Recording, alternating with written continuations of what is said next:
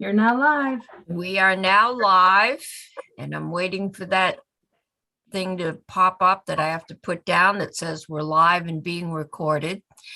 This is Senate Finance. We're back.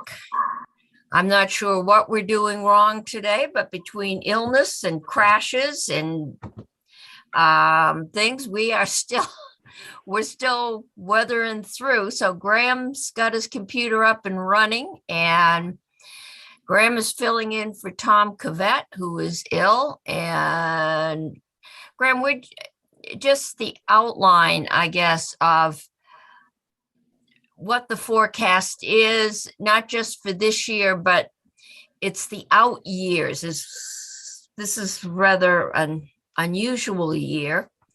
And if we can just get a sense of where they think we are and where they think we're going. Yeah, absolutely. For the record, Graham Campbell from the Joint Fiscal Office. Again, apologies to the committee for the delay. The overall story for the revenue forecast is what I would describe as some good news and some bad news. The good news here is that the general fund has received revenue upgrades for fiscal year 22. It's about $42 million relative to the July 2021 forecast, and for fiscal year 23, it's about 26 million more than the July forecast.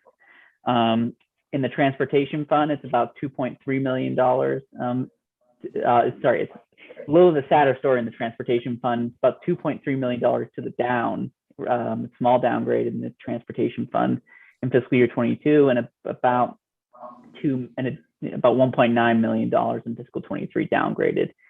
And in the education fund, it's been an upgrade relative to the July forecast of $6 million in 22 and $8 million in fiscal year 23. So the good news here is that we have revenue upgrades in the general fund, more funds available relative to the July forecast. The other piece of, I guess, relative good news is I keep getting a lot of questions about whether this is, one-time money or whether it's base revenues. And what I would say to that question is that the overall revenue base appears to have gone up, if I'm looking at the forecast. So the amount of revenues available in the general fund and the education fund are sort of a higher plane than they were pre-pandemic. So to give you an example, the fiscal year 22 budget was relying on the January 2020 forecast, and that forecast had $1.6 billion in revenue available to build the budget. This fiscal year, the budget is going to have approximately $1.9 billion, so about $300 million more available to build the budget this year. And that number is not expected to come back down to pre-pandemic levels. It's supposed to stay relatively elevated in the general fund. So in that sense, it's not one-time revenue. We're not expecting a crashing down back down to earth. The sort of bad news here is that there's an extreme amount of uncertainty about what is going to happen, in the next 18 months. That's what Tom and Jeff said, is that there is a fair amount of confidence in what might happen, within 18 months, but beyond that, they're not sure. And the major reason for that is for the amount of fiscal stimulus that the federal government has provided in Vermont. The question is, how quickly will it more or less drain out of the economy? Tom and Jeff showed charts about how, durable goods spending, the bank franchise tax, people are holding on to, very large deposits in Vermont, and goods spending has remained elevated. So our sales tax revenue, our, purchase and use tax revenues remain elevated. And so the question is, how long does that stick around? And the longer it sticks around, obviously, the higher our revenues will be. The second piece of bad news is that the forecast this time around more or less makes the prediction that sort of drain out is going to start occurring basically starting in fiscal year 23 and in the subsequent fiscal year. So what you end up seeing is growth rates, for available general fund revenue that are quite low. So for instance, in fiscal year 23, the growth rate in revenues is 1.7%. In fiscal year 24, it's 0.8%, and in 25 it's 2%. And so what that essentially means for legislators going forward about spending plans and potential tax changes is you can count on a higher base of revenues in fiscal year 23, 24, 25, but be very cautious about plans because the revenue growth is not particularly strong in after those years. So for any sort of spending plans or tax changes, be very cautious that those aren't growing too fast or sort of getting out of control, and be sure if you're going to enact those, have a really good sense of what the costs will be in the out years, because it does not appear in this forecast as though revenues will be growing substantially quicker after this fiscal year. So the good news is that we have much more base to work with, but the bad news is that they're, with that higher base, we're growing slower. So that's more or less the overall story, and I can take questions.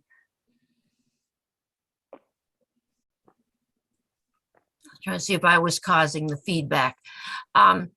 Graham, if I remember, they also had something to say about the uncertainty of the national economy and inflation and how that can also impact where we are in the next couple of years.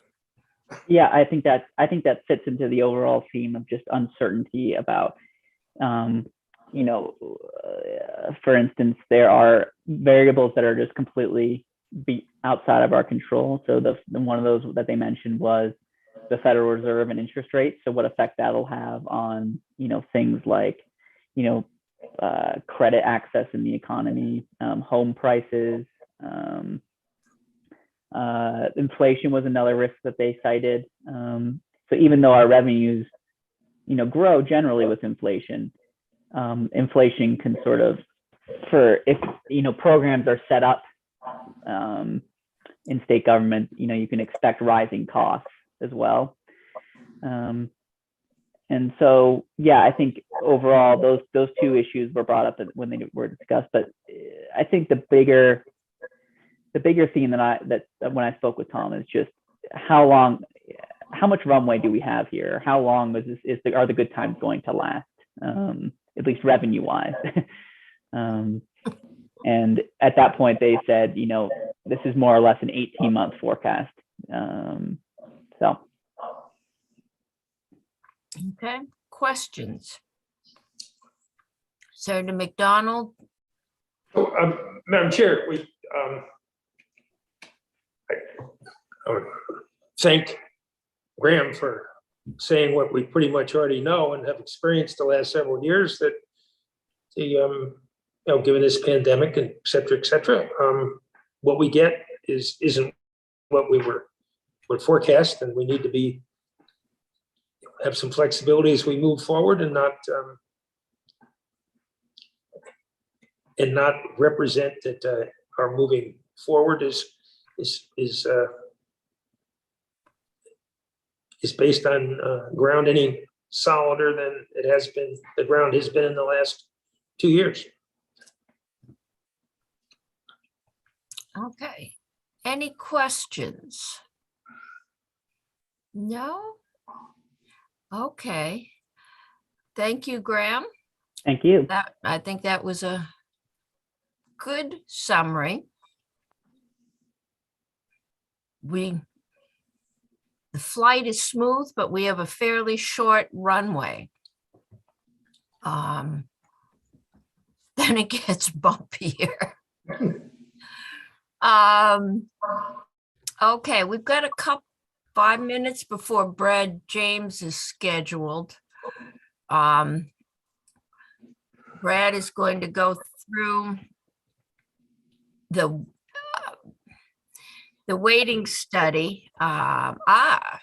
Perfect timing. Senator Hardy is connecting. So I guess one of the first things we need to understand is the different impacts that using weights, Senator, what is the term? It's a grant. It's a other than weights? Cost equity payment? Cost equity payments? That's what the Okay. term is that the task force used. All right, that's a new one for me. Whether we're gonna send out a payment or we're going to do weighting, and Brad has joined us.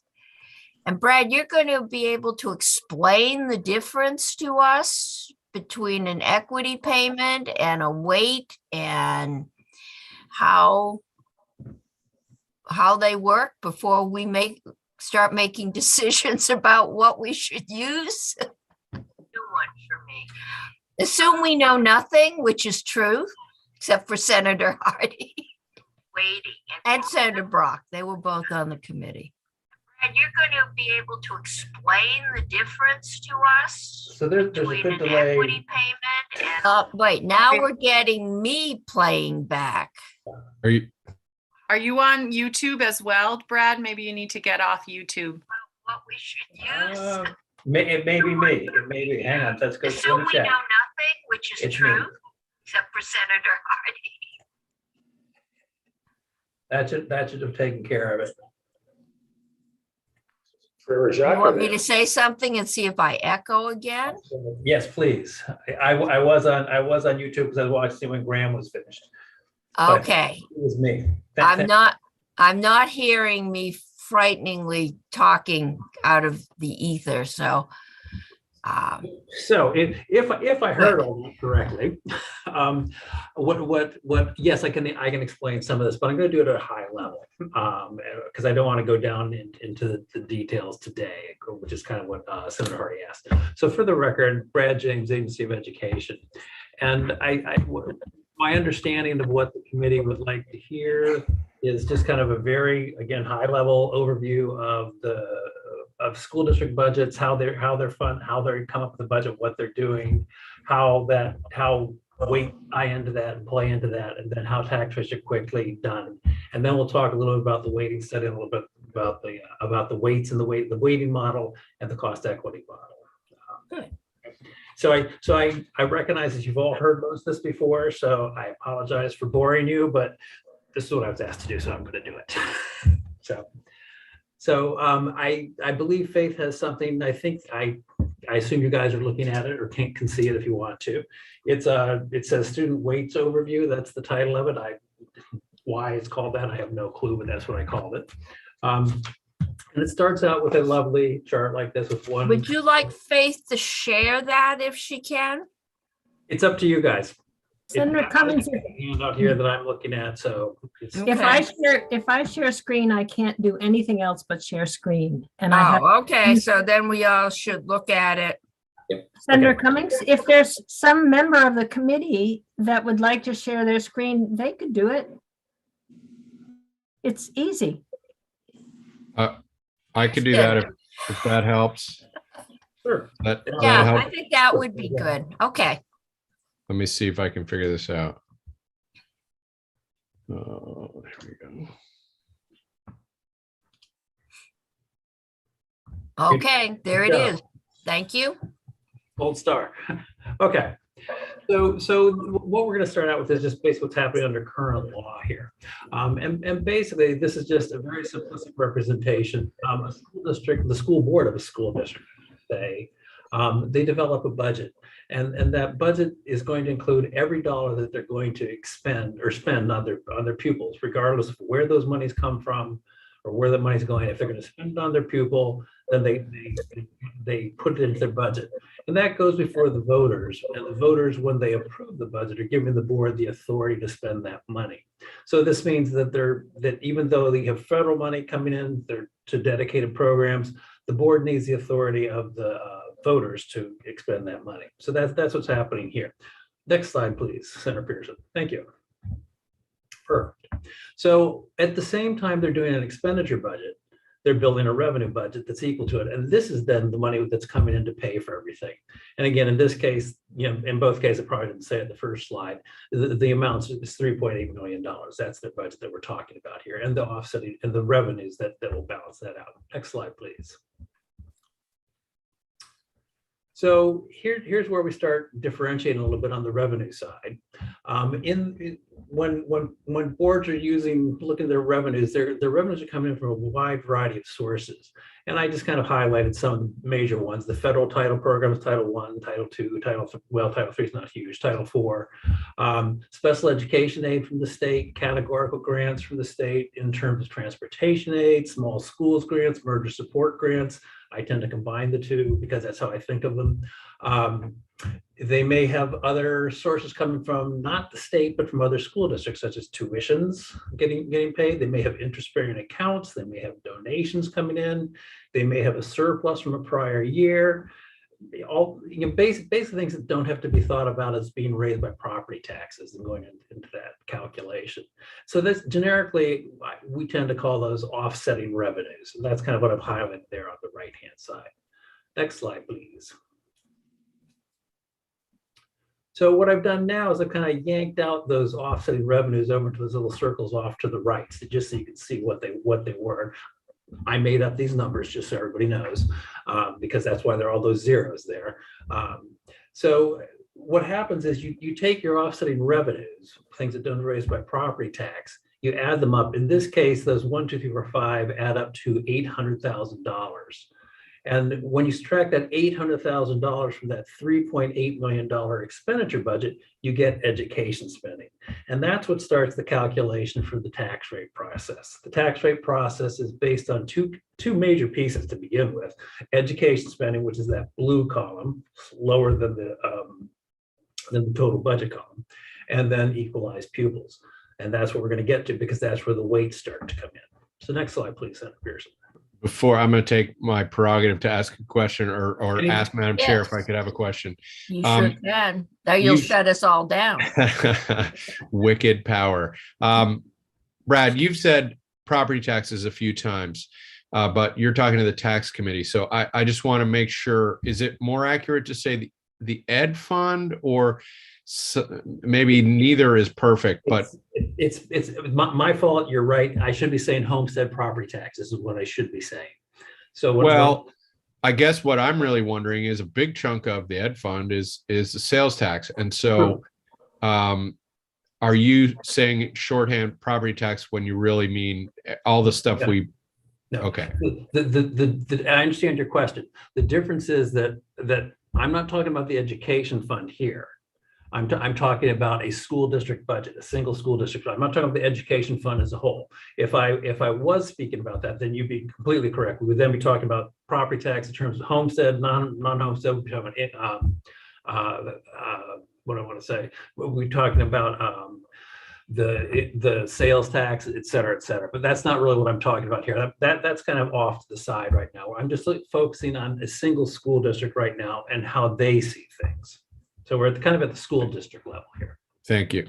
You're welcome. Good question. Thank you. I didn't specify that. So the question that we're kind of getting to, and the task force wrestled with this, and that Professor Colby's group did was looked at the weights. So the first question is, what do the weights do? Why do people use weights? Well, what weights are used for when they're applied to pupils is they're used to account for additional costs that specific categories of pupils have. We currently have 1, 2, 3, 4 that we use. We have one for secondary. We have one for English language learners. We have one for students from an economic disadvantaged background. And then we have a one that deflates account for the pre-kindergarten kids because they're presumed not to cost as much. So kind of the base in what we're talking about here under current law is like an elementary student. That's kind of what the base is considered to be. But what the weights do is they account for those additional costs. And as you all know, homestead property taxes here in Vermont are based on spending per pupil. If you just use a regular pupil, like your head count when you went in, then if you were a district that had a lot of, I'm going to use secondary as an example, a lot of secondary kids compared to your elementary kids, your cost per pupil would be higher because secondary kids cost more than elementary kids do. And by the same token, you say that how it's poverty with ELL kids, whichever group you want to choose. So when Act 60 was passed, that was part of the inherent thing they were fixing was making things equalized. So what they did is they came with the equalized pupils, and the equalized pupils themselves are where the weights are doing. You can, I mean, equalized pupils is an odd concept in some ways. It's basically, I'll talk about it in a second. It's basically a 2-year average that's weighted and then kind of normalized for each school district, which doesn't make sense to anybody but me because it's part of my world. But that's where the weighting comes in, and that's where the equalization of the pupils comes in. So the equalized pupils then, with the weighting factors, account for those higher costs by increasing the pupil count. And that then brings down the cost per pupil for a school district. So what that means is that per pupil spending between districts across the state has been equalized in terms of those specific student categories. That's what's kind of happening, right? It doesn't mean everybody's spending the exact same amount, because some people will spend more on a secondary student than others will, but the districts all have the same weight. But it's that weighting effect that's doing the equalization. Does that all make sense so far? Yeah. Again, I'm trying to keep it up Any here. questions? I can only see 2 of you, so. you have I'm to not shy. hold. If you have Okay. questions, please ask. So next one, please. Okay, so continuing on with equalized pupils then. So what we're doing now is we have to start somewhere, and and this is all in statute, by the way. I didn't make this up. What we start out with is what's called the long-term average daily membership, the long-term ADM for short, a short way of saying it. And basically what that is, it's a 2-year average of ADM. Okay, so when I'm doing equalized pupils for this coming year, FY23, I use the ADM from this year, FY22, and the ADM from last year, FY21. So I'm using the most current ADM counts we have. I average those, and then to that average, we add the state placed students from the prior school year, so FY21. Okay, and that combination of pupils is what's called the long-term ADM. That's our base where we're starting from. And that's the amount of students that the state has in the year for our purposes. And that's what equalized pupils has to look at, mathematically as we progress. So what happens now that we have these weights broken out is I categorize them by whatever information we have so we know them by grade. So I know how many secondary are by elementary. So I know how many economic disadvantaged students are, because that information comes from DCF. The school districts tell us about the ELL kids. So we have all this data. I then apply the weights to those categories of students, district by district by district by district. When you add all those up now, the state has a long-term weighted ADM that is greater than the long-term ADM. So in other words, there are more students in the state than are really here because we've added weights. Okay. All right. I'm seeing nobody say anything, so I think we're okay. Thank you. Okay. So now this is where I said the word normalized earlier on. This is where the normalization part takes place. What happens now is each weighted count for each school district gets multiplied by what's called the equalization ratio. And this is the one that causes people's heads to spin quite often. Basically what the equalization ratio is, it's the state's long-term count divided by the state's long-term weighted count. So you get a proportion, you get a ratio. Right now it's about 94, 90, I think it's about 94% for this year, somewhere right in that range, 93, 94%.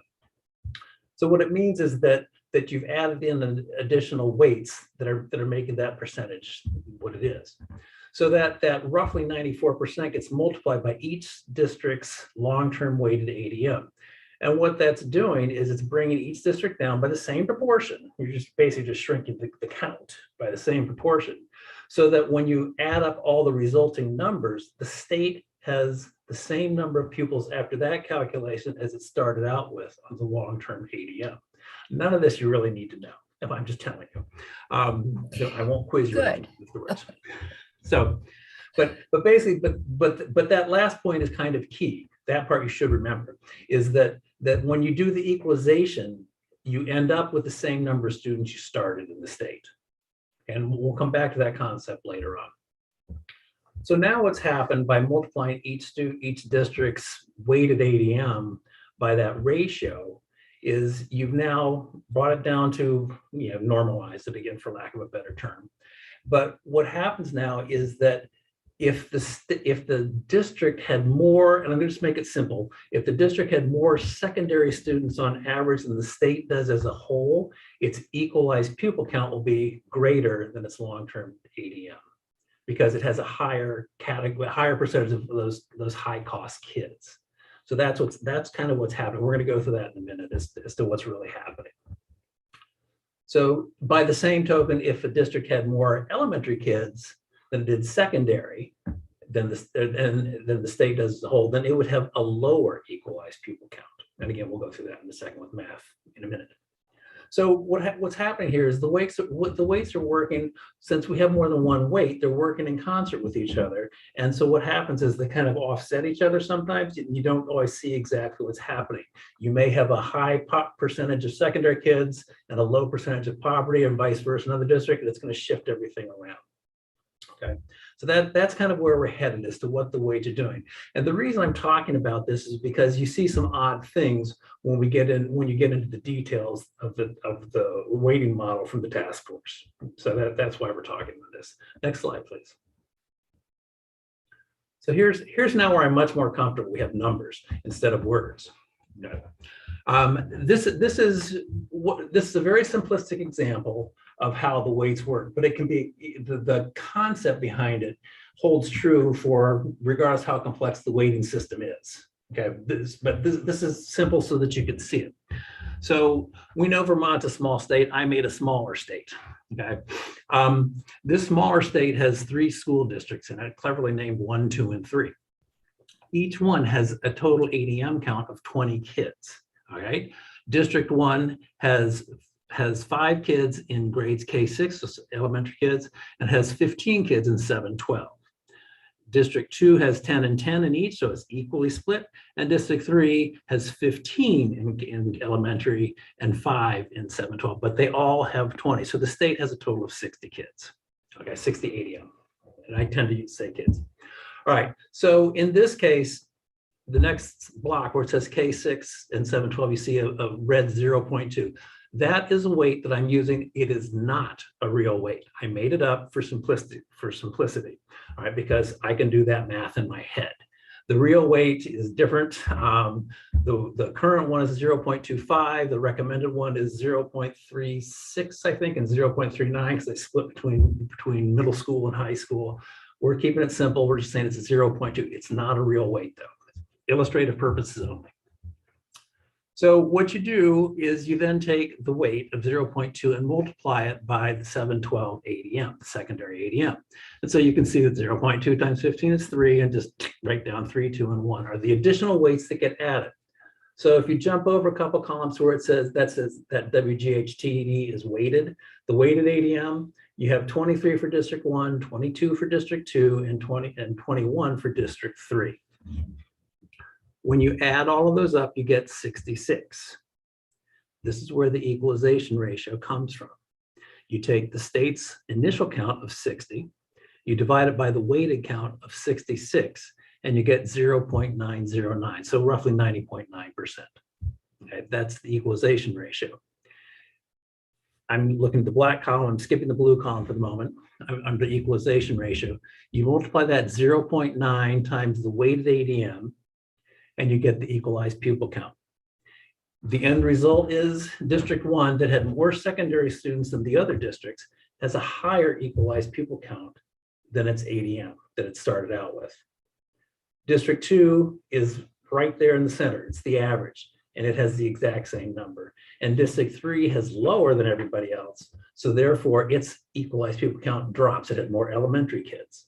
So what we've done by adding the weights is we've shifted where the counting, the students that count, the equalized pupils are.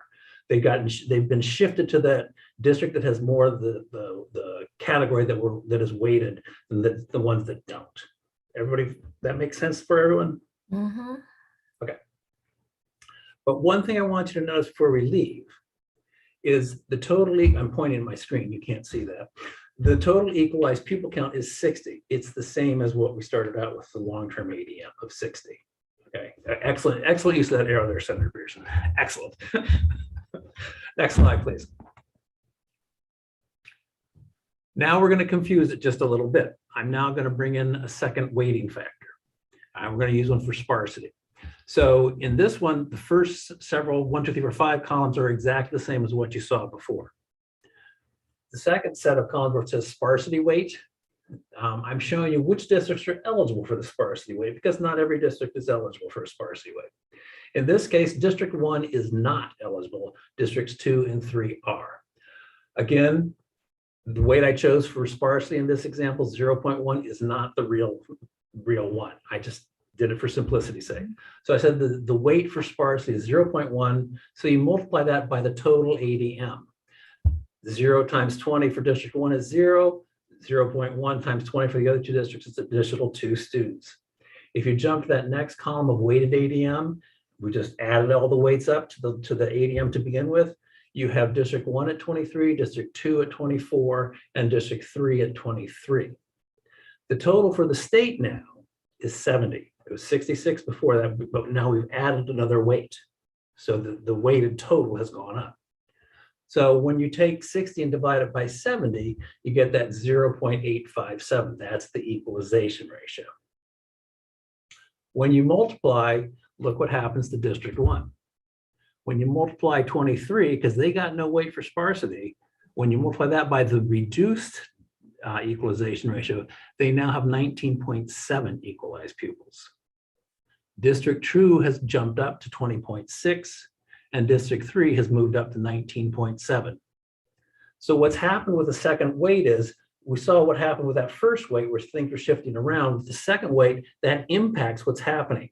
So you start to not see the same things that you expect to see. And that's what people were seeing a lot of times, the task force results as we were doing modeling.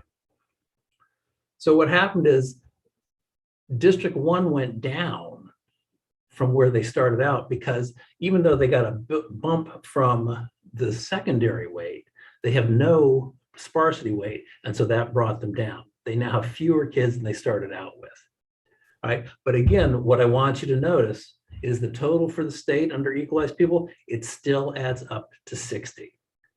And that's still the exact same number we started out with the long-term ADM. That's an important point to remember.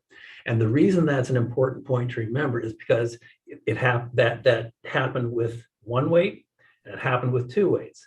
No matter how many weights you add in and how it plays out with the districts themselves, for the state as a whole, under current law, you're going to come out with equalized pupils equal to the long-term ADM when you started out. It's just what it's going to do is it's going to shift where the kids are. That's what's happening. That's what I wanted you to see here. So if you just jump that next slide, please.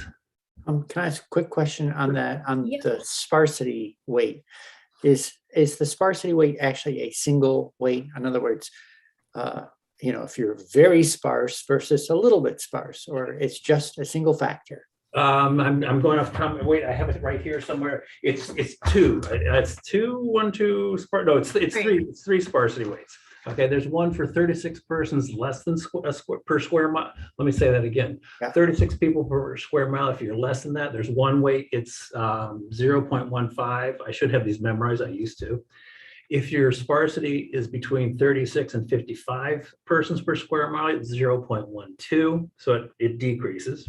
Yeah. And if you're the last one is if you're between 55 and 100 persons per square mile, it's 0.07, pardon me. So there are 3 weights for sparsity. Thank you. And that, just to clarify, that's not current law. That's what's recommended under the weighting study and the task force. Right. The 3 levels of weights for sparsity. Right. And my example here is, as Senator Hardy just said, is not current law because I'm using sparsity as a weight. It just seemed to be a nice one to use for people because not everybody gets it. And that's why I wanted to show it. So, okay. Okay, next slide, please, Senator Pearson. So this is just kind of comparing the numbers that we just saw, the calculations that we just saw. Again, everybody started out with the exact same number of kids. It's just where those kids are located in terms of grade ranges and what the district is like in terms of its demographics and its geography. When you had one weighting factor, which was just secondary, you saw that District 1 came out on top. But when you have 2 weighting factors, for the sparsity being the second one, and they weren't eligible for it, they dropped. Okay, and what you're seeing in District 2 is they went up with the 2, and District 3 went up with the 2 also, but still not where they belong. So what I want you to get from this is just to see that things don't always work out the way you think they're going to work out when it comes to weights, because they do interplay with each other and they do impact each other, because not everybody has the same numbers of certain kinds of kids in certain categories. That's really what it boils down to. Can I I'll ask pause there for another a second and choose some examples. quick question? So Yes. EDM, under the current law and under the proposed modifications, are there still such a thing as quote unquote phantom students? Excellent question. And that will remain to be seen as to what the legislature decides to do. It's that part has not been written yet. And I think that's going to be part of the big discussion as to what's happening. Okay. It would make, from my perspective, it would make sense to continue them the way it works now. So you get them for a year, and then you start over again. You get them for a year if you need them, et cetera. But we'll see what happens. There are different transition ideas that I think you guys will be jumping into, or I think it's you guys will be jumping into later on. That they're kind of going to, move from where we are now to where you all decide we're going to end up. Right. But is the basic concept is still being treated as valid? Namely, it's like a smoothing function, so you don't have too much of an abrupt change. Again, as I said, it's going to depend on what you all choose, but my guess is that will probably still be in there. I would be a little surprised if it wasn't, but that's just my opinion. So, Thank you. okay. Okay. Anything else on this? Okay, next slide. So this is just some real world examples of what we just talked about. This is current law. These numbers for this year, and basically I just arbitrarily, I kind of didn't pay attention to who I was choosing. I just chose the differences that I was seeing.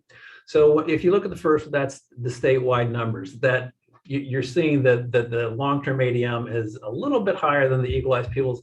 That's because I took out some of the unorganized towns and gores and I forgot to get them off on the other side. But there's the state ratio. It's 95, 9.95. It's saying 0.94. So if we look at Georgia's long-term ADM started out 913, but their equalized pupil count is only 8.65.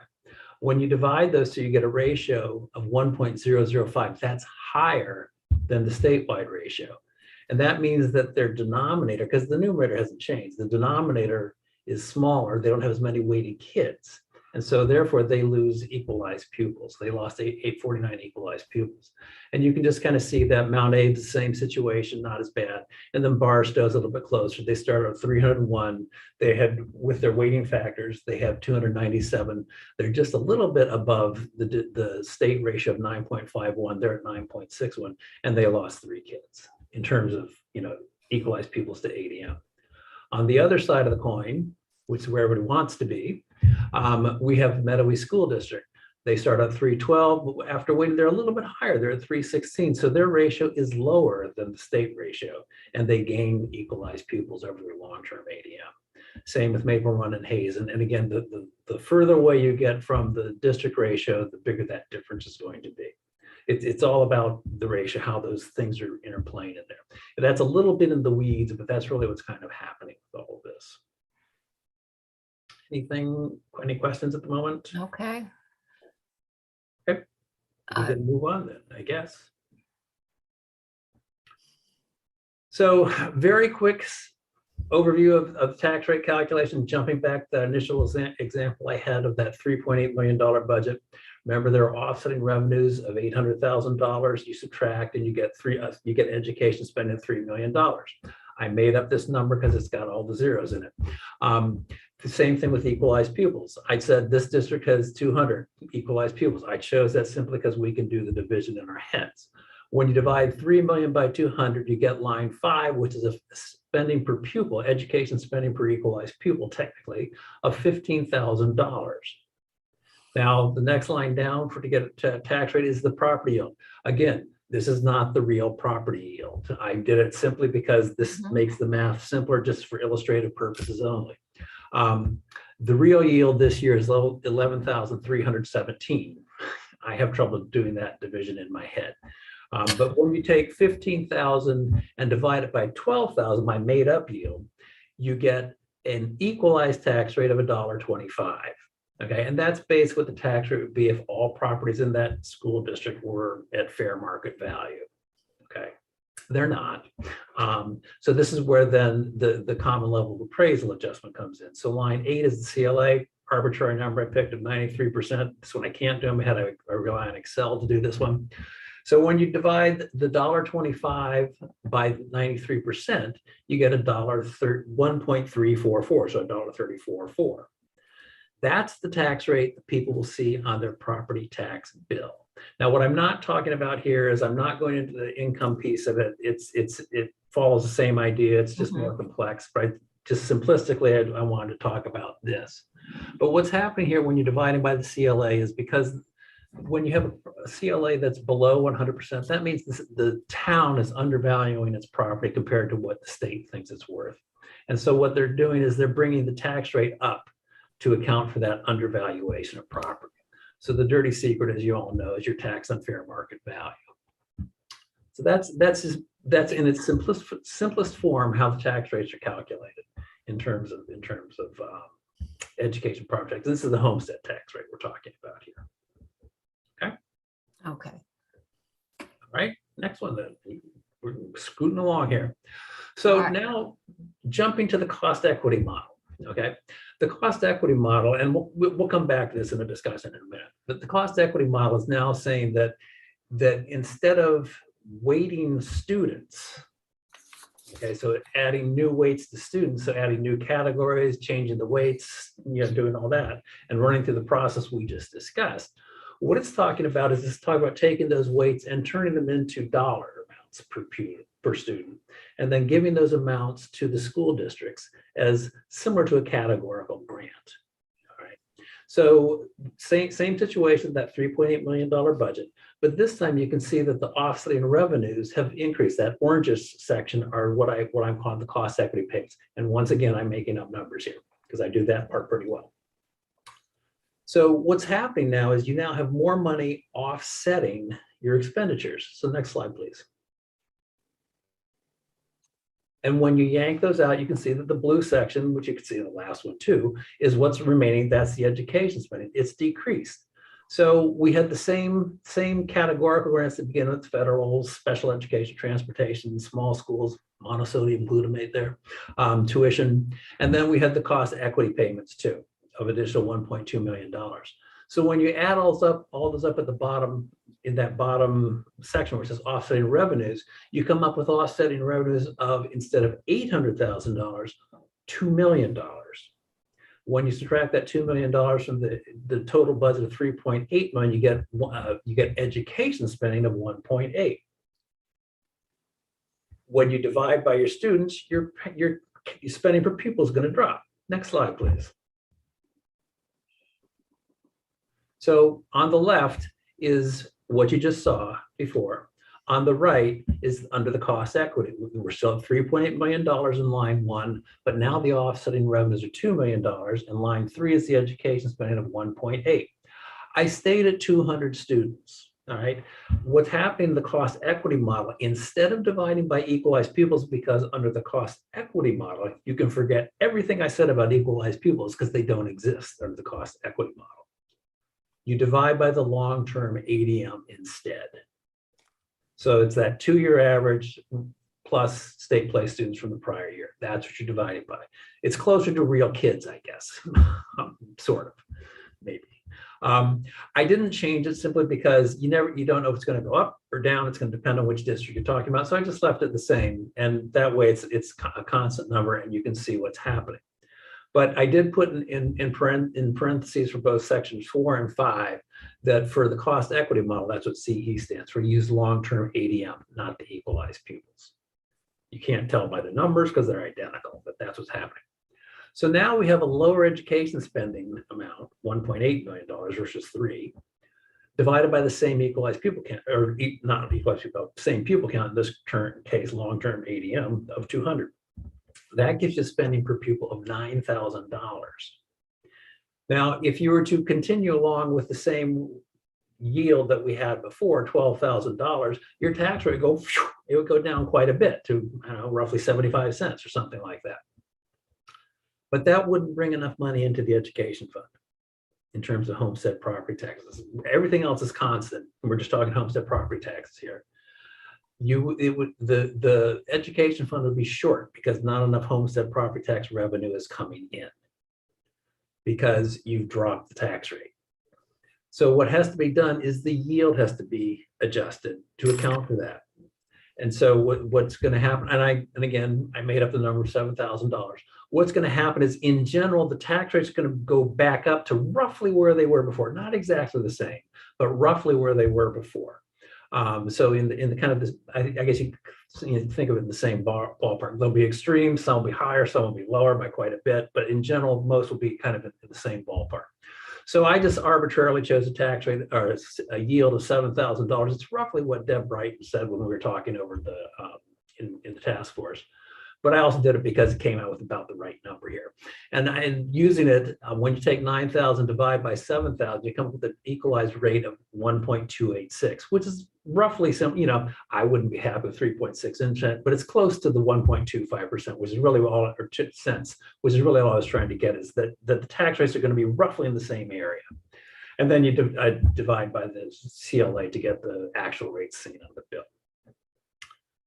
Does that all make sense to people? Oh, yeah. Oh, yeah. Good.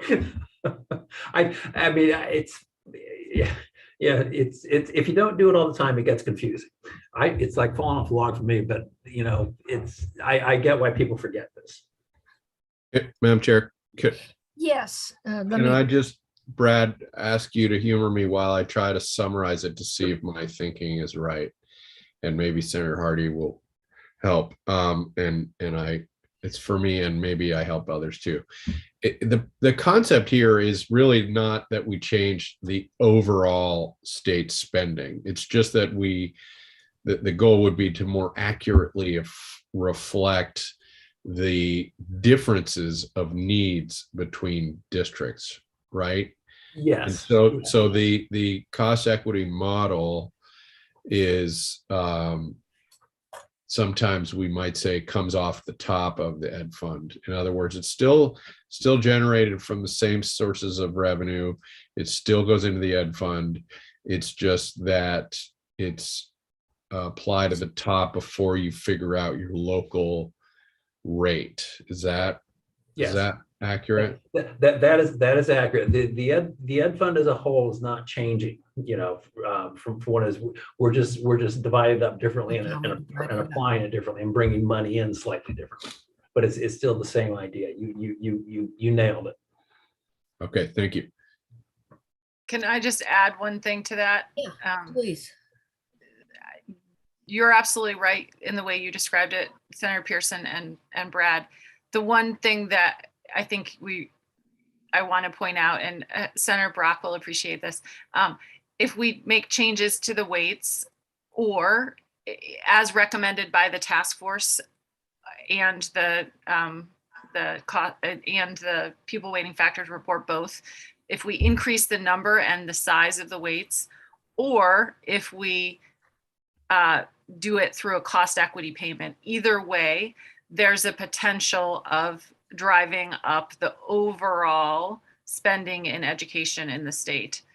And the reason is because it's not really just a clean shift from resources from one district to another.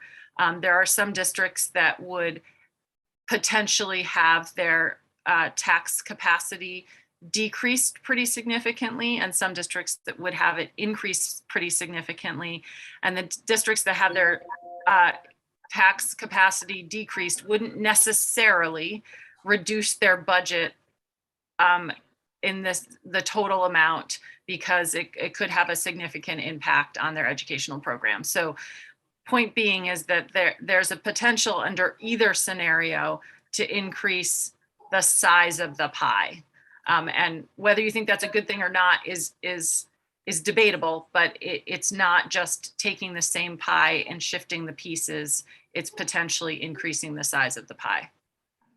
That's right. I completely agree with that because we don't know what people are going to do is really what it Okay, is. so right now, each school figures out what it costs them to educate the children they've got. Yes. Be they English language learners, poor kids, if they come from a rural area. And they add that up, and all the school districts together are added up, all the budgets, and that's the cost Yes. that we get at the top. And now we use weighting. But everything you just went through, what we basically do is we say, okay, this is what we voted to spend. And now the state is going to disperse that number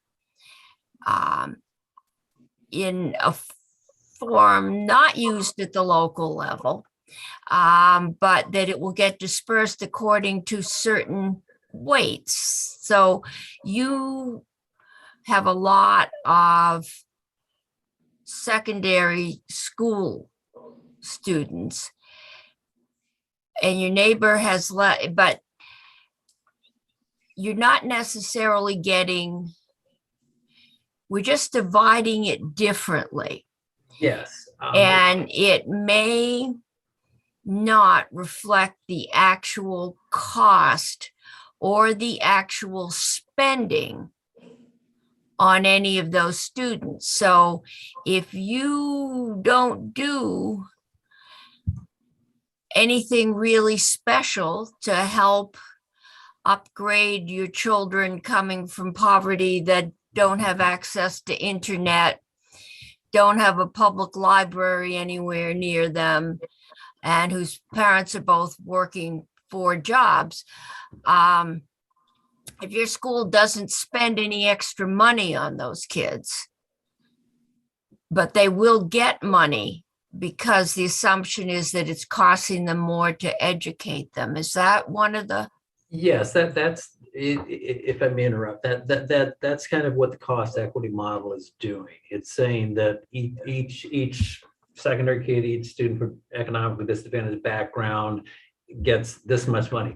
It's as you pointed out, Senator Cummings, it's an average amount, and so it may not be enough. It may not be what the district is really spending, and this is all part of the discussion that's going to be happening this year.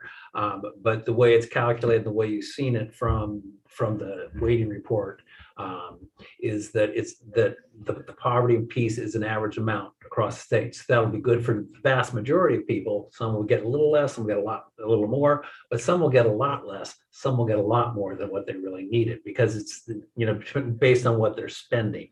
But it also means that it's going out proportionally the same for everybody. Each student who's a secondary student or poverty student or sparse student, whichever category you want to talk about, is getting the same amount of money, regardless of what you're actually spending. So there is that. Under the weighting scenario, where you're using the weights in terms of equalized, and I didn't say this because we don't really talk about it cost equity, but under cost equity, the amounts are tied to the weights. So if poverty is the highest amount because it's got the highest weight, that's where they count. They're proportional. On the weighting side, what it does is it leaves the decisions as to how people are going to spend their money still up to the taxpayers.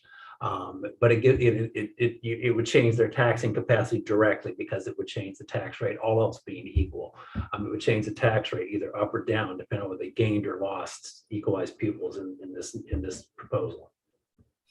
Okay, so under the cost equity model, rather than just take the pot and divide it up in a weighted manner, cost equity, you're going to get X amount of dollars per student in this category. And I assume there's some accounting that money, you couldn't take that money and not have a remedial reading program perhaps, or something for kids that have parents that can't read or, don't have access to books, a lot of books. I mean, but there will be some expectation that that extra $500 a student gets spent on that student rather than just the pot of money you get from the state will increase or decrease, or it'll be. Yeah, and Senator Hardy, you can jump in on this one anytime you want, but I think yes, the expectation is there that the money would be spent on those kids, whatever that category happens to be. Is that what's going to really happen? I don't know, and part of that's going to depend on how legislation is written, I think. Yeah, I would just add on to that because Brad shouldn't have to defend it.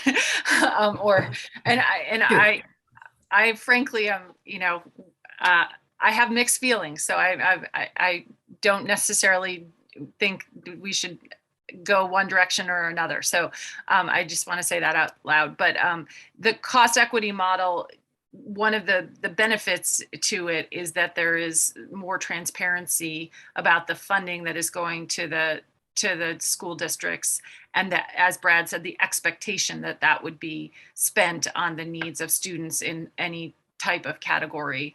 But the direct accountability would depend on how we wrote that and whether we say you have to spend it on these things, or if we would still leave it up to local decision making.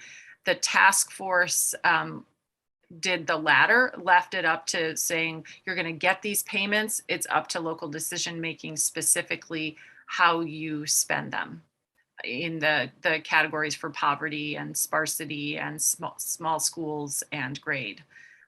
So they would have the flexibility to spend it the way they want, in the way that it was recommended by the task force as one of the options. Okay. Committee, I can see most of you. I think I've lost, there we all are. Okay, we probably shouldn't do this on Friday afternoon.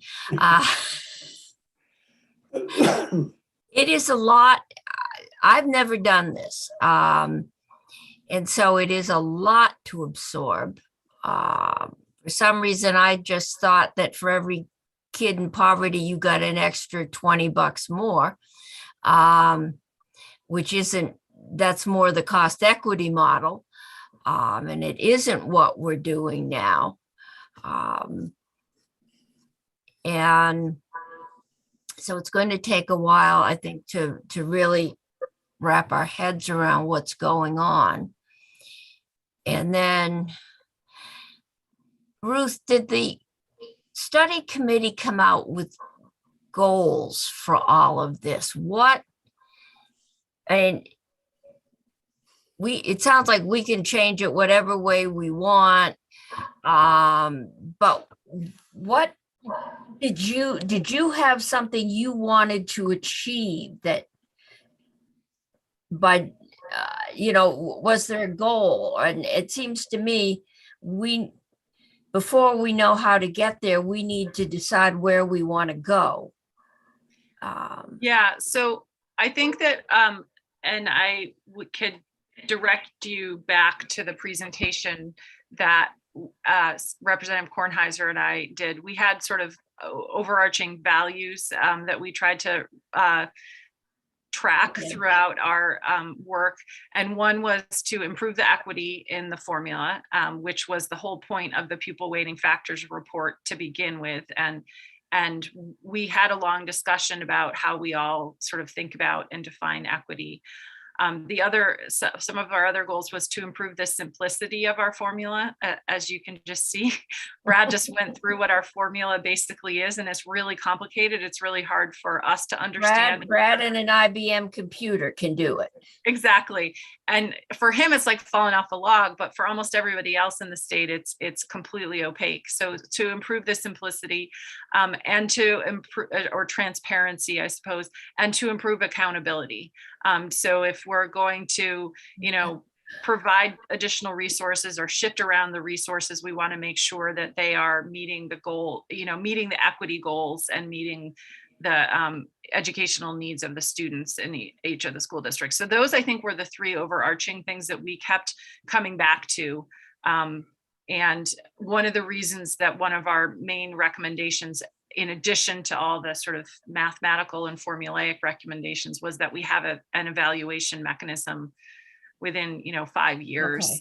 Yeah, I was going to say, do we look at a standardized test? But one of the problems with this is if you do weighting just based on poverty, then it's probably works. But then you do weighting and you have poverty and secondary students, and the bulk of your poor students are in your students are in elementary school. The fact that your kids are poor and probably need more help in elementary school, if they're even going to make it through high school, but that, because they're in elementary school, can offset what they get because they're poor. And so you don't come out with an actual, and then you throw a couple other weights in there and maybe they all equal out at the end and maybe they don't, depending on the particular structure or population of your schools at any given time. If somebody moves into town, a business, and moves in employees, then you're suddenly going to see a spike, probably, if they're younger families, you're going to see a spike in your elementary as opposed to your secondary students. So, okay, so that's one of the problems with the present weighting. Whether or not it's the proper weighting number is another issue. The transparency, because nobody can understand it, is the third. And the fourth is it really getting to equity when you've still got the same number of poor kids in secondary school that need, in primary grades, that need help under the first weighting, that lose out under the second weighting because they're not in high school? Yeah, I mean, all the weights interact with each other, and that, Yeah. depending on your mix of students, will impact you. But it's not just your students, it's the mix of students in other school districts too. So as the weights change the mix in students in Montpelier, it actually impacts the mix Barry. of equalized students in Barry, et cetera, across the entire state, because we have a single education fund and equalized pupils, and the equalization ratio that Brad explained really creates. You lost me on that one, but yeah, and then you add up that it is the Montpelier Roxbury School District. That can get really interesting. All of Yeah, so Roxbury is rural if you consider they have to come to Montpelier for school. One of the things that we Yeah. talked about too was that they did the analysis, I think it was from 2010 to 2019, were the years that are in the pupil weighting factors report. And so most of the analysis was actually done pre-Act 46. So the districts, Okay. the data that they were looking at was before most of the mergers. And in my county, every single school district merged. And so we have very different districts and very different data now than we did, when 10 it years ago.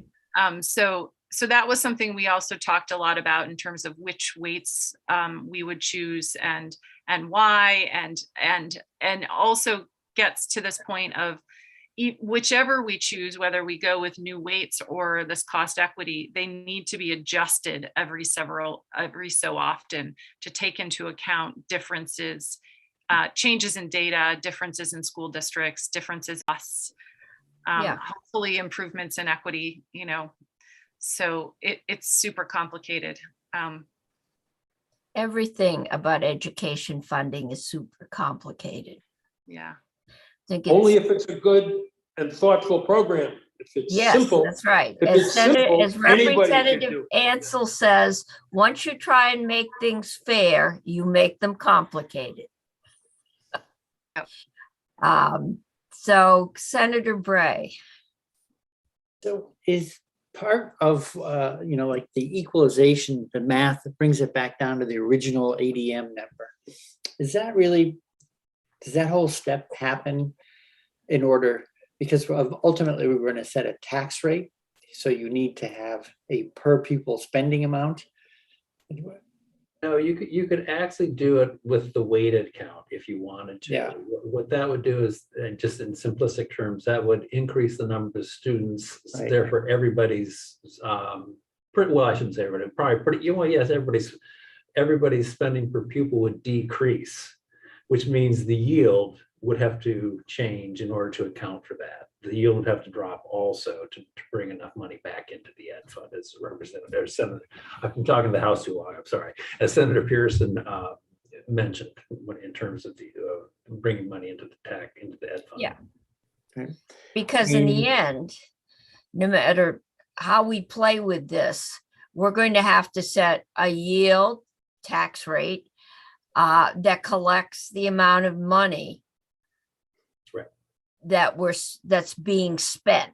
That's hard cash. That's not ghost phantom students. I thought we got rid of those in Act 46. We did better. We got rid of the long extended tail. Yes. Basically, if you have a problem one year, then you take care of that year, then you kind of start over the next year, and you may have a problem that year, but it's not, you don't have this aggregate. We haven't been collecting and adding the phantom students on to the phantom students from the year before, where some schools had more phantoms than real students. It's starting to sound like Beetlejuice at some point. Okay. I think Senator Bray had another question. Well, yeah, I'm just Okay. thinking about the model some. So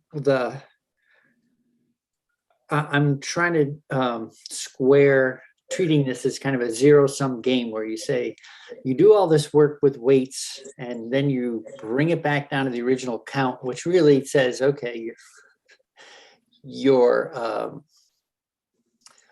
controlling the number, sort of like bringing it back to where you started from. And that seems a little like a zero-sum way of doing the work. It is exactly a zero-sum way of doing the work. What it's doing is it's keeping the same total, but it's shifting where those counts are. Is what's happening. But you're exactly correct. That's why I kept pointing out it's the same number that we're ending up with. And if you saw it on the large scale, you could essentially see it on that one slide I showed where I was showing long-term versus equalized people for the state. They're just about the same. And that's what happens regardless of how many weights you put in or what you make those weights. Because of how the calculation is done, that equalization ratio, which brings it right back. Right. So when you say the ratio, I mean, you or Senator Hardy say taxing capacity of a district, or That's how does the taxing capacity, in what way is that changeable? Given that we're in this zero-sum universe where we're going to come up with the same number. So I mean, it's easier to show you on an Excel sheet where you can just change the numbers. But essentially, if your spending per pupil stays the same, and you have, I'll say 200 students again, but you change the weights, and you get the advantage that your pupil count goes up to 210. Your spending per pupil just dropped. Okay, not your real spending, but your spending per pupil dropped. Therefore, your tax rate goes down. By the same token, if you're on the other side of that coin, where you don't have the new weights harm you, quote unquote harm, and you drop from 200 down to 190, you still have the same spending per pupil, but your tax rate, but your spending per, not, pardon me, you still have the same ed spending, but your spending per pupil just went up because you're dividing by a smaller number, and therefore your tax rate goes up. So that, I mean, it's very simplistic because, who knows what people are going to do in terms of their spending, but that's basically what's happening.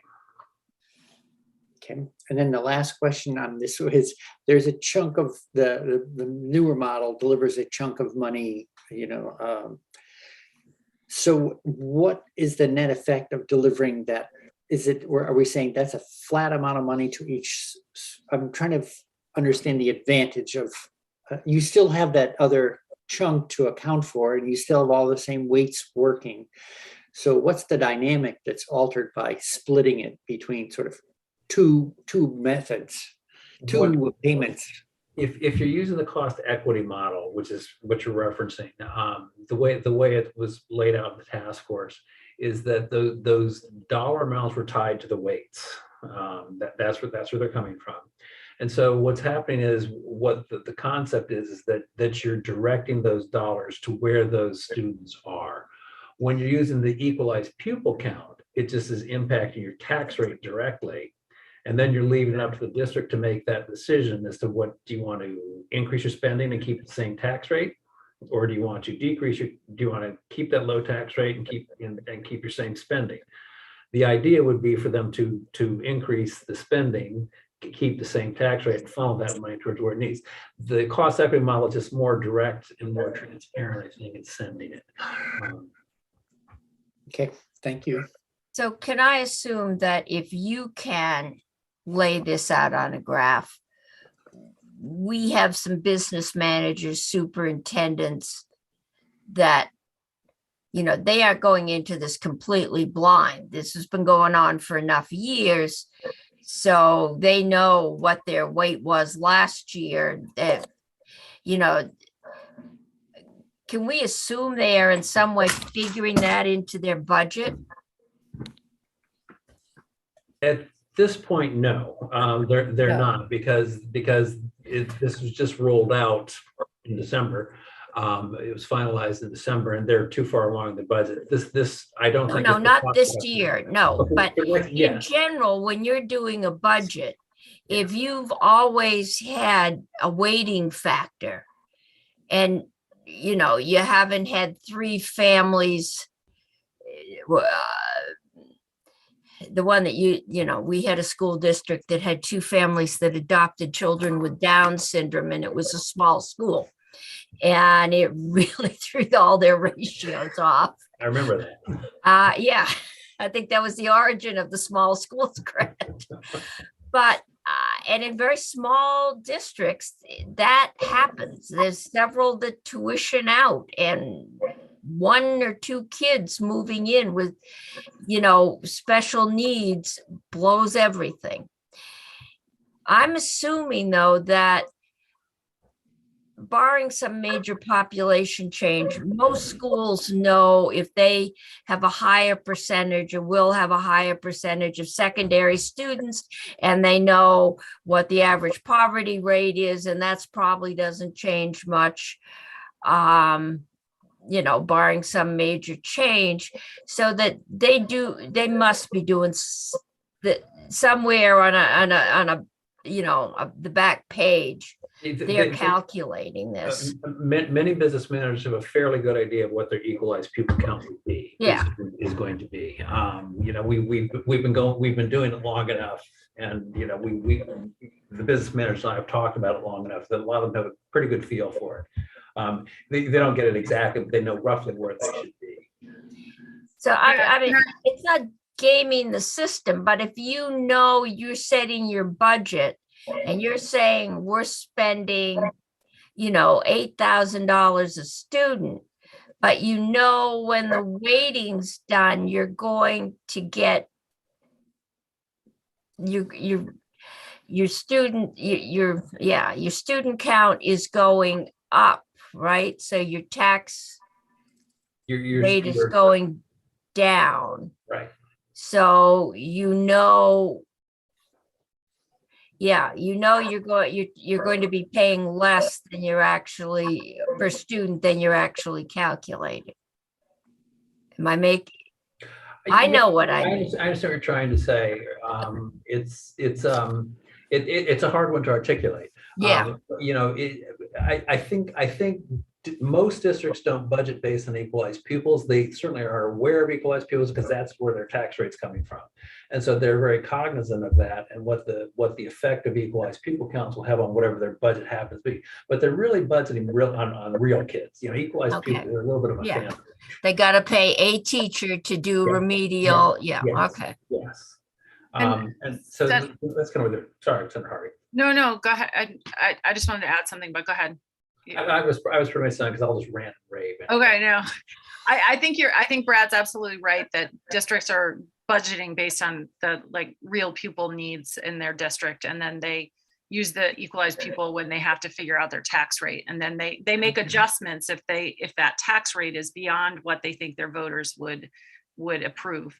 I did want to note, because you were bringing up special education students, there is not a weight for Right, special this is education. not That's funded special through- ed is, Yeah, yeah. it's funded through a categorical aid. and English language learners is also, Well, right now it's a weight, and what Right. the task force is recommending is a categorical aid, but that's, the education committee is talking about that. So we'll see what they end up with, but But that's, those are all costs. You're correct, Senator Cummings. and there was something else I was gonna say, but now I can't remember. Oh, one thing is that I didn't share it with you yet, because just because I got haven't, more. but there's a memo that we got from Professor Colby just a couple days ago with updated cost equity numbers. Yeah. They're very, very close actually to what's in the report that Deb Brighton backed into, but I can share that with you. I shared it with the education committee yesterday, but I can send that, and maybe Faith, if you could post it on today's page. you mentioned that, I think yesterday or the day before, so Yeah, and you know now it's that you there, or have it was coming Brad- in, you told us. Yeah, we just got it 2 days ago, I think. Now that you have Brad's overview, you'll actually understand the memo better too. Okay. All right. Senator Pearson, I thought I saw another hand. Mine was up quickly, Yeah. but I guess I'll ask it, but I think I know the answer. Building on Senator Bray's question about why you then return at the end, is it fair to say that's the only way to make sure we're standardizing it and giving each school a reference, putting it on the reference scale of the entire system, basically? That's a good question, and I'm not 100% sure of the answer, because I think if you were to do it, as I said to Senator Bray, if you were to do it without using the equalization ratio, you're going to get the same results. Because when you use the equalization ratio, you're decreasing everybody by the exact same amount. I shouldn't say amount, by the exact same percentage. So I think the end result would be the same. I think, again, I wasn't here when they wrote Act 60. I was one of the two positions at AOE that was created by Act 60, and that's when I came out. I don't know if Senator McDonald remembers. I'm looking at Senator McDonald. He's Okay, I'll The take one I'll take that. that was part of that. I was here, but not part of. Okay, Yeah. Senator McDonald. Madam Chair, the Act 60 was designed to equalize towns' abilities given their wide variety of tax bases, and to see that a town that put in the same effort in educating its kids paid the same tax rate as another town down the road that put in the same effort, regardless of how much property tax base they had. I would suggest that the weighting seeks to spend the money that a town has, have that money further adjusted to meet the nutritional needs of its students, not just to give each student the same size meal, but that's perhaps an oversimplification.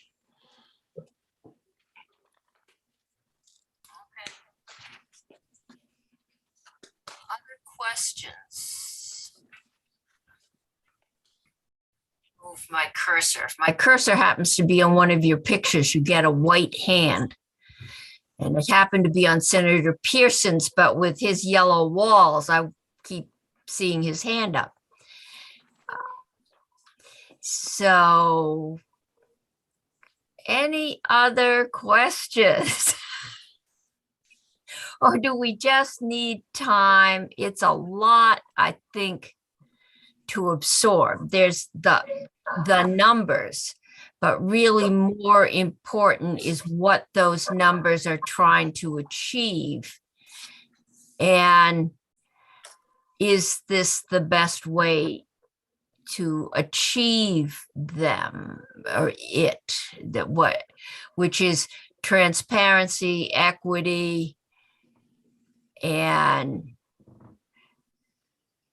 I suppose adequacy might be something we could look at.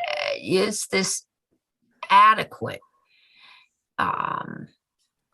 to meet the needs of the students?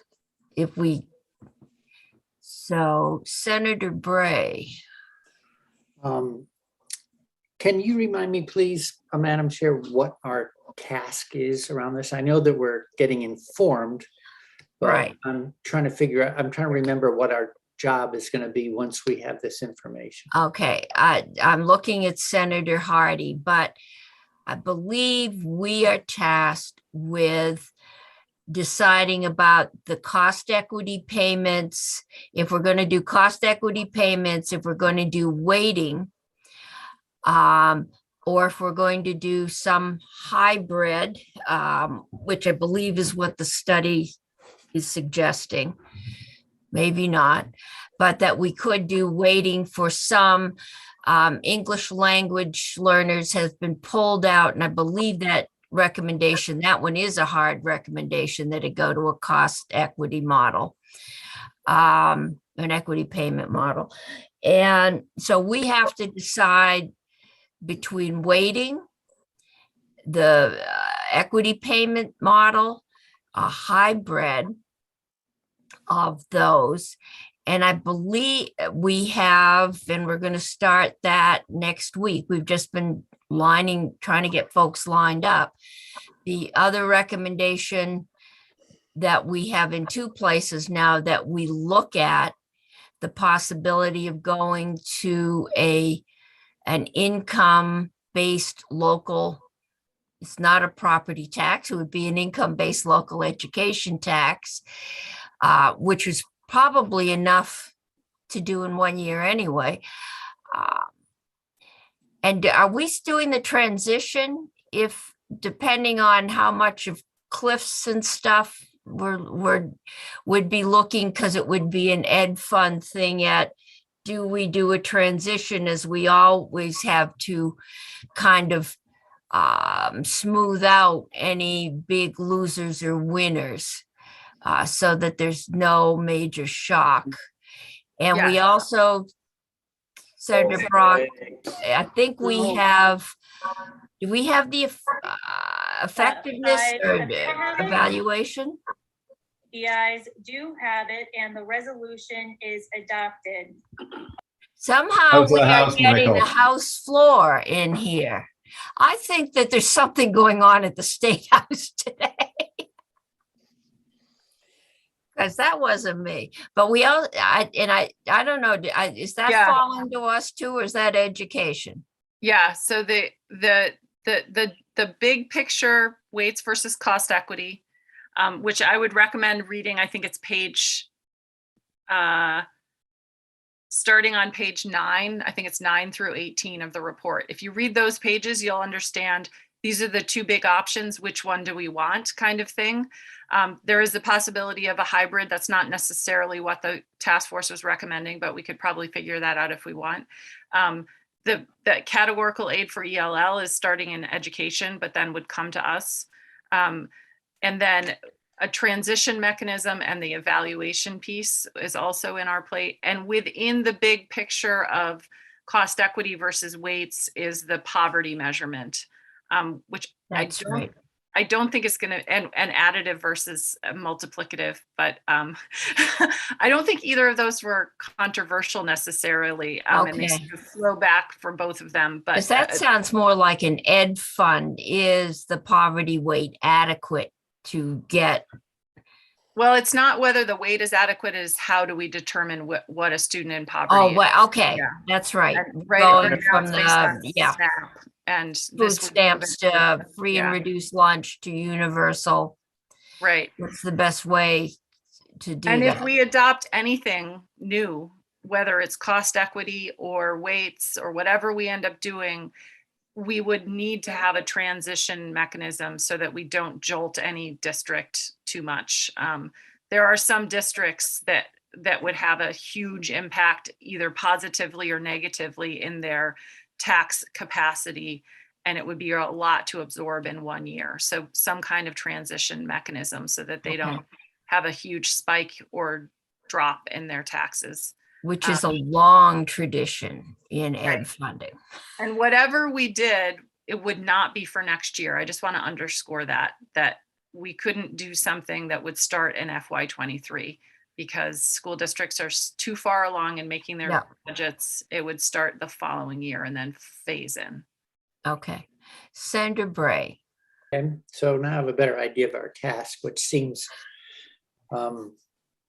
large and has a lot of variables in it. Like, it's not like we're presenting a single proposal to get edits against. We're presenting proposals, plural, with multiple variables that interact amongst themselves. So I'm just trying to imagine, what is our process? Are we taking testimony from affected parties and they're going to be encouraging us to choose one model versus another? Or that's, I mean, a real question. I don't know, like, how do we explore this?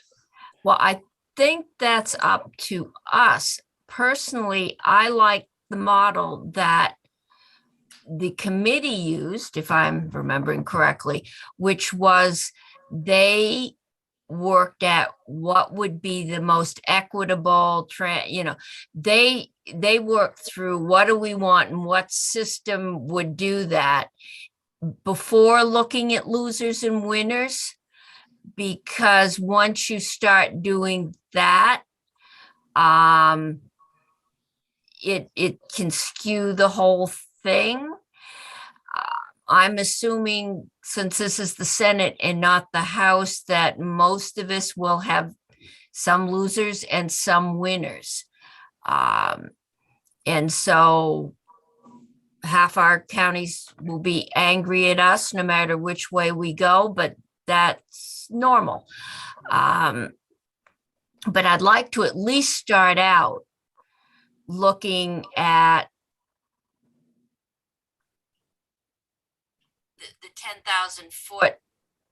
And then as we understand that better, then we can start to look and maybe look at some examples whose names may be changed to protect bias in the committee. We could go to District 1, 2, and 3 again. Right. And, just see if we did this, how would it play out? And maybe we can just, find 3 or 4 or 10 school districts, rural, north, south, just a smattering, different in the state. So we could kind of see if you're a rural district that doesn't have your own high school and tuitions your kids, which throws other things in there. How are you impacted if we do this? And if you're an urban school, how, and if you're in a ski town, that kind of thing. And before we go to, and what does it do to my tax rate?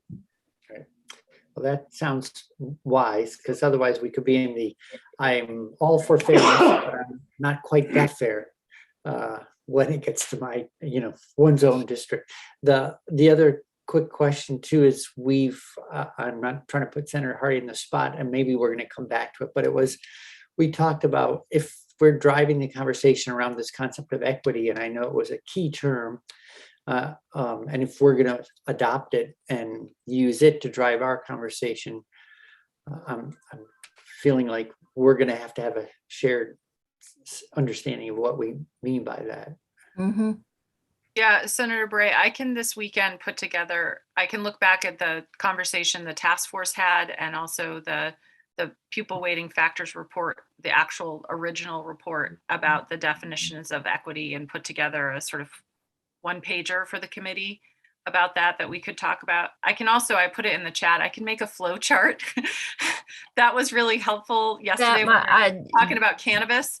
So if you'd like me Yes. to make a sort of decision-making flow chart that would be like, if we decided this, then these are the next decisions we have to Yeah, make. that, if you could do that, that would be Yeah, wonderful. I'd be happy to do that. And I would also say that the task force took a ton of testimony. We heard from so many people. So a lot of it, if you're interested in, I can dig out testimony from a particular witness about a Okay. thing, if you're interested in that too, and then have that witness back in if you want, or just read their testimony from when they Okay. talked to the Well, I task force. think for now, Yeah. this, and I am not a big fan of getting lots of reports, mostly because I don't have time to read lots of reports. I like executive summaries, but this is one I think we all need. Skim read it, read some sections very slowly, but this is one report I think we do need to. I don't know that we can get through the entire cannabis report. It's a little simpler. It gets down to who do we tax and how much, but this one is, there's no straight lines. And so I think this would be one. I think we're getting either frozen or snowed in this weekend. So I've heard something about -13 this evening. So it'd be a good place to find a warm spot and read the report. And then we'll all start that on equal footing. And then we'll know if we need to recreate or have, witnesses in, we need more information, but read the information that's there first, and we will get that done. For anybody, is this been posted to our website? Do you know, Ruth? The task force report, Yeah. I believe it has, Faith. I think you put it up today, right? Or was that on education? I can't remember. It's there. It is there, yeah. Okay, so any member of the public that wants to read it, it's there. And we are, we'll move it along. Yeah, and the task force website is embedded in JFO. It's one of That's the right. JFO study websites. So if you want to read anything there too, there's a lot there. There is a lot on JFO. Yeah. And I can send you, like, if you don't have time or the whatever to read the whole thing, I can say, please read just these pages, because they're the sections of I'll put that in the flow chart. Okay. And see Pearson, yeah. And then you can just read those sections instead of I got 9 through 15, right? Or 8 through 15, 9 through 15. 9 through 18, 18. is the bulk of the cost equity versus weighting conversation. If you read just that alone, that will be really helpful. Okay. All right. Okay, so if you're like those of us in health and welfare that have 5 other studies to read, at least you can read those pages. But I'm gonna try and get through the whole thing, and we'll see where it goes. Okay, thank you, everyone. Today, I thought we actually had a solid schedule, and then illness. Actually, we are probably lucky that illness has not really impacted our witnesses up to this point. So this is the first time, and all we know is that he wasn't able to come today. So we will see where it goes. Okay, thank you. Have a good weekend. Stay warm. And we'll see everybody on Tuesday. Monday is Happy Martin Luther King Day. So enjoy your day off.